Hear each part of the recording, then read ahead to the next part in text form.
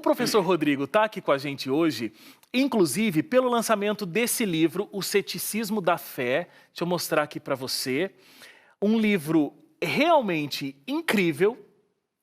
E eu quero conversar algumas coisas sobre o livro. E eu nem vou me preocupar, porque não importa o quanto a gente converse sobre o livro, não vai esgotar o assunto. Você, por favor, adquira o livro e leia, porque vai fazer total diferença. Porque, inclusive, você mexe num tabu, professor, muito complexo. Porque quem tem fé acredita piamente naquilo e não acredita que essa fé deva ser questionada. Muitas vezes nem por um terceiro, e quase que 100% daqueles que têm a sua fé não acreditam que ela pode ser questionada por eles mesmos. E você já coloca o dedo nessa ferida e diz assim, olha, para que estou aqui parafraseando, né? Não são essas exatas as palavras, mas para que a sua fé seja realmente consistente, você tem que questionar, porque quando a gente questiona, a gente tem respostas, e essas respostas vão ser transformadas em conhecimento, e aí você vai ter uma fé solidificada. Aí você mexe com todo mundo, né? Porque você está falando de fé, então no mundo acadêmico isso é muito complicado. Falando de questionar a fé no mundo cristão é extremamente complicado. Você mexeu aí num vespeiro, né? Num vespeiro e conscientemente. Consciente, inclusive, das reações que podem advir a partir disso. É lógico que esse livro, Wagner, em primeira instância, ele não foi escrito pensando no cristão, no religioso piedoso. Embora, é claro, não é um livro que não sejam bem-vindos os de fé para lê-lo. Claro. Mas, em primeiro lugar, eu escrevi para pessoas que ou não têm fé ou nutrem sérias dúvidas em relação àquilo que acreditam. Aquele que está com sua fé bem resolvida também é bem-vindo a ler, mas não é uma linguagem de púlpito, não é uma linguagem de culto. Não é uma linguagem nada igrejeira. Nada igrejeira. Também não é uma linguagem acadêmica, muito hard e tudo, embora... Não é uma tese de doutorado. Exatamente. Embora alguns assuntos, por mais que você esmiúce, não é tão fácil transformá-los em linguagem comum. Mas eu tentei ao máximo, mesmo sem ser jornalista, fazendo uma linguagem jornalística. Partindo de dois pressupostos. Primeiro, para aquele que não tem a Bíblia como referencial, eu me baseio em Descartes. Descartes diz que o homem deve duvidar de tudo para acreditar em alguma coisa. E a partir do método cartesiano, que, por incrível que pareça, apesar de Descartes ser uma pessoa comprometida com a fé em Deus, Descartes é muito aplaudido pelos ateus, pelos céticos, e falam muito do método cartesiano da dúvida absoluta. Descartes destrói tudo para demolir. Ele vai demolir todo um edifício para reconstruir uma nova construção de certezas. Eu parti do pressuposto de Descartes para começar a construir o meu livro. Daí a questão do ceticismo da fé. Para aqueles que têm a Bíblia como base, deixe-me dizer, e esse também é um dos capítulos que vai aparecer lá no final do livro, a Bíblia também faz uma conjugação entre fé e dúvida dentro do mesmo patamar. Para dar um ou dois exemplos. Abraão é conhecido por todos os cristãos como sendo o pai da fé. Não é isso? O grande pai da fé, Abraão. Mas se você olhar a Bíblia, no livro do Gênesis, a história de Abraão, a primeira vez que Abraão abre a boca na Bíblia é para expressar uma dúvida. Não é para expressar uma certeza. Isso me chama a atenção. O outro exemplo clássico que eu posso dar é do próprio Senhor Jesus, que termina o ministério dele. Então eu tenho Abraão, o pai da fé, iniciando a trajetória dele com uma dúvida, e Jesus, que não precisa nem de encontrar parâmetros de comparação, termina o ministério dele numa cruz, também expressando uma dúvida. Por que me desamparaste? Então, se a dúvida não pudesse ser conjugada com a fé, nem Abraão questionaria, muito menos o Senhor Jesus Cristo. E você toca num assunto de que alguns personagens bíblicos, dentro do universo cristão, eles são tidos como irretocáveis, né? Pessoas que estão ali num outro grau né, da existência. E por isso a gente não pode questionar e tal. E você faz um contraponto muito consciente de que a Bíblia mesma, ela tem um tratamento desse personagem muito real, muito focado na realidade. Se eu não me engano, o exemplo que você traz é o exemplo de Davi. Claro. Conhecido como homem segundo o coração de Deus, mas que tem toda uma vida de pecado. De pecado e de angústias emocionais. Aliás, já que você mencionou Davi, um dos conjuntos de livros mais importantes da Bíblia, eu digo livros, porque Bíblia significa coleção de pequenos livros. Composta de vários. De vários, é o conjunto dos Salmos. A diferença dos Salmos para o restante da Bíblia é que nos outros livros, Deus sempre fala ao ser humano. Nos Salmos, é o ser humano que se dirige a Deus. Você não tem no livro dos Salmos a expressão assim diz o Senhor. Ali você vê o lado humano do profeta, do escritor bíblico. E o livro dos Salmos está permeado de dúvidas e questionamentos. Senhor, até quando fugirás do meu clamor? Eu clamo de noite, o Senhor não me ouve. Eu clamo de dia, o Senhor finge que não está ouvindo. São questionamentos. Então, o próprio Deus nos aconselha. Fazei prova de mim, diz o Senhor. Provai e vede que o Senhor é bom. Essa expressão no hebraico, provai que o Senhor é bom, é ta'am no hebraico, é provar no sentido assim, examine criticamente, vinde, arrazoemos, diz o Senhor. O que é arrazoar? Fazer o que estamos fazendo aqui. Vamos conversar. Olha, eu acho que tem que colocar a caneca lá, eu acho que é aqui, você vai apresentar seus argumentos. Deus senta para debater conosco, isso é interessante, para nos convencer, é o culto racional da fé. Então, existe para mim uma diferença entre a pessoa que realmente crê em Deus e aquele que é apenas um soberbo da crença. Existe uma diferença entre crer em Deus e quem crê em Deus luta com Deus e aquele que é o soberbo da fé, finge que nenhum problema está acontecendo. E talvez essa coisa da gente não questionar a fé seja porque a gente não quer que quem também tem uma fé como a nossa vá procurar respostas em outros lugares e descubra, de repente, uma outra verdade, né? Uma outra questão. Tem até um parágrafo aqui, você diz o seguinte: isso não significa que eu preciso experimentar todas as coisas para ter uma opinião legítima sobre cada uma delas. Cuidado com os exageros. Então, ter a mente aberta é uma virtude, mas não a ponto do cérebro cair para fora. Então, você vai construindo um processo racional de questionamento e toda uma atribuição teórica para a resposta a essas perguntas. Exatamente. Eu não preciso ir lá experimentar o outro lado, mas eu posso entender o que esse outro lado pensa, o que esses outros lados pensam e onde é que essa outra fé ou esses outros conhecimentos estão fundamentados. Exatamente. Eu não preciso usar drogas para saber que drogas fazem mal à saúde. Por exemplo. Mas também não posso ficar no meu mundinho julgando os drogados com o meu código de valores. Eu nunca vou conseguir compreendê-los e até adverti-los do mal. E no que diz respeito à vida cristã de um modo geral, à vida religiosa, se me permite, eu vou até ampliar um pouquinho mais, eu até colocaria que esta é a diferença da fé bíblica para a fé islâmica, por exemplo. Eu sei que esse não é o tema do programa, mas eu quero tomá-lo apenas à guisa de ilustração. O que significa Islã? Islã é submissão a Alá, que é o Deus deles. E Israel, o que é Israel? Israel é o homem que luta com Deus e prevalece. Se você olhar assim em termos estéticos, é mais bonito falar que você pertence à fé da submissão a Deus do que dizer eu pertenço à fé do que luta com Deus. É melhor submissão do que luta com Deus. Luta parece uma arrogância com Deus. Mas é o quadro de Jacó que nos ilustra e não o quadro de Maomé. Mas qual a diferença? É porque Deus sabe que o ser humano é um ser inquieto, é um ser que questiona, é um ser que tem livre-arbítrio, pensante.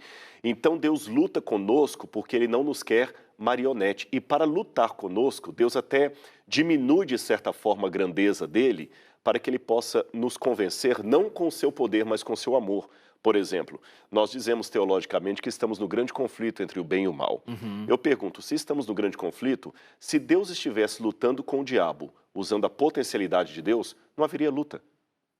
Porque quem pode lutar... Quem pode com Deus? O próprio fato de Miguel combater com seus anjos contra o dragão significa que ele não está combatendo com o poder de Deus, que nem haveria luta. Claro. Ele está combatendo com o caráter de Deus. E o caráter de Deus é um caráter que senta, que fala, olha, vamos conversar, o que você quer que eu faça? Eu coloquei você para pensar. E posso afirmar que eu sou uma pessoa de mente inquieta, eu coloco isso no livro, e são as minhas inquietudes e as minhas dúvidas que me carregam cada vez mais para uma certeza de fé muito grande. Portanto, o objetivo desse livro não é uma soberba acadêmica ou intelectual, também não é uma tentativa de ofender a inteligência de ninguém, é apenas testemunhar para pessoas cristãs, não cristãs, religiosas, não religiosas, crentes ou ateias ou agnósticas, como que eu, talvez tendo dúvidas muito semelhantes à de Karnal, a de Pondé e outros grandes que estão aí falando de ateísmo, mesmo tendo dúvidas semelhantes às deles, diferente deles, eu encontro cada vez mais uma plataforma segura para acreditar no meu Deus e afirmo, não é um devaneio mental. Eu acho que a forma como você se posiciona é muito interessante e eu lembro que a gente comentou isso de raspão da outra vez que você veio aqui. A gente está vivendo um período de redes sociais onde a ideia do outro é muito combatida por mim que penso diferente. Eu não consigo ter diálogo. Esse arrazoemos que você estava explicando aqui não existe. Com certeza. Porque cada universo fica querendo defender a sua postura como se o outro não existisse. Você se posiciona, quando está escrevendo o livro, dizendo, eu acredito em Deus. E vou dividir com vocês aqui algumas respostas que fui encontrando, enfim. Mas você não ignora o pensamento do outro. Você traz o pensamento do outro e vai discutindo, respeitando. Eu sinto esse respeito o tempo todo. Não é como se você está minimizando o outro para que a ideia dele não tenha valor. Mas você está trazendo essa questão e discutindo esse Deus que você acredita. Você se posiciona assim como autor o tempo todo no livro. Eu acho que só isso já é uma grande lição para esses dias atuais que a gente vive, né? Eu procuro. Em primeiro lugar, eu coloco isso que você falou em 3 elementos. Letra A, Deus não precisa de advogados. Você coloca isso no livro, Exatamente. Deus precisa de testemunhas. E se ele precisasse de advogados, há pessoas com OAB muito melhor do que eu para defender Deus. Tá certo? Então tem que aprender com o erro de Pedro. Não é cortando a orelha de Malco que eu vou defender a Cristo. Deus precisa de testemunhas, não de advogados. Número 2, eu posso entender os questionamentos de Nietzsche e ver em Nietzsche uma pessoa sincera, antes de demonizar Nietzsche. Ele faz perguntas que são sérias mesmo. Ele está vivendo uma época em que ele falou, Deus morreu e as igrejas são o sepultamento de Deus. Eu não vou ignorar tudo isso. Eu não vou cair aqui na falácia do espantalho, que é quando você desdenha o outro para fazer fácil rebater o que ele está dizendo. Não, só que eu mostro que mesmo tendo os raciocínios de Nietzsche, eu consegui chegar a uma conclusão diferente de Nietzsche, de Kafka, de Schopenhauer, de outros mais que eu vou citando aí, de Diderot. E, em terceiro lugar, aprender que, uma máxima de Santo Agostinho, no essencial temos que ter unidade. Ou seja, no que diz respeito a amar o semelhante e não odiar, não pode ter minha opinião a sua. Desculpe, se você quer defender o ódio, eu não tenho como respeitar a sua opinião. Na essência, temos que ter unidade. No que não é essencial, podemos ter liberdade. Às vezes você gosta de gravata azul, eu posso gostar de gravata vermelha, podemos ter liberdade. Mas em tudo, caridade. Sumarizando a frase de Santo Agostinho, no essencial, unidade. No não essencial, diversidade, liberdade. Porém, em tudo, caridade. Acho que se fizermos isto, teremos um bom espaço para testemunhar de Deus e, agora um discurso para os religiosos, deixar Deus ser Deus. Porque o meu papel na história é testemunhar dele. Não é sentar no trono da justiça e começar a separar o joio do trigo, como muitos religiosos querem fazer por aí. É interessante. Só sobre um destaque sobre esse raciocínio, você disse, eu posso citar Nietzsche e posso pegar coisas que ele disse, mas posso chegar a conclusões finais diferentes da dele. Eu acho que isso é de uma extrema leveza e de um extremo bom senso, porque existem pessoas que disseram coisas extremamente interessantes e não é porque elas não têm a mesma fé que eu também vou deixar de ter a minha fé porque estou lendo alguma coisa. A própria Bíblia diz que é para eu olhar tudo, mas reter o que é bom. Você cita, por exemplo, Che Guevara. Sim. E eu acho que é logo na introdução do livro que você faz isso. Então você já chega assim, olha... sem perder a ternura, endurecer, temos que endurecer, mas sem perder a ternura jamais. Não é porque você está citando um ícone do comunismo e é contrário a a construção do pensamento aí cristão e tudo mais, que o livro tem que ser deixado de lado. Então eu te coloquei uma frase do Che Guevara, então não adianta mais, tudo que eu escrevi não é por aí. Exatamente. E também eu quero propor para o leitor, seja ele cristão, não cristão, religioso, não religioso, como falei, todo esse público aí, o que eu chamaria de uma leitura inteligente e posicional a respeito dos autores. Eu não posso fazer uma leitura tipo Ctrl+C, Ctrl+V. Eu tenho que ler o que o autor está falando, entender as conclusões dele, por que ele chegou àquela conclusão e, mediante o caminho que ele percorreu, pensar se eu poderia chegar a outra conclusão diferente da dele, mesmo tendo os mesmos elementos que ele teve. Eu acho que essa seria um posicionamento crítico. E, ao mesmo tempo, eu digo que alguém pode falar, não, mas a Bíblia basta. Alguns em casa podem até estar chocados, né? Mas um religioso, conservador, perdendo tempo lendo Nietzsche, você deveria estar lendo a Bíblia.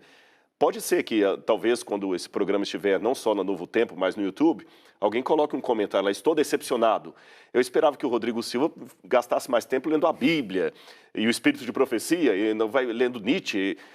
Mas hoje não podemos nos furtar a isso, sabe? Os jovens estão sendo das igrejas, estão entrando nas universidades, estão colocados à disposição desses autores aí. E o que eu acho que o papel que os líderes religiosos têm que fazer não é isolar a igreja da crítica, mas imunizá-la em relação à crítica. Claro. Isolar e imunizar não são sinônimos perfeitos. Então, muitos pregadores ainda ficam com um discurso conservador, a meu ver, que não dá mais conta do recado, tentando apenas isolar a juventude do mundo que o cerca. Hoje eu não posso me furtar. Pondé foi meu professor. Eu fui aluno do Pondé em filosofia.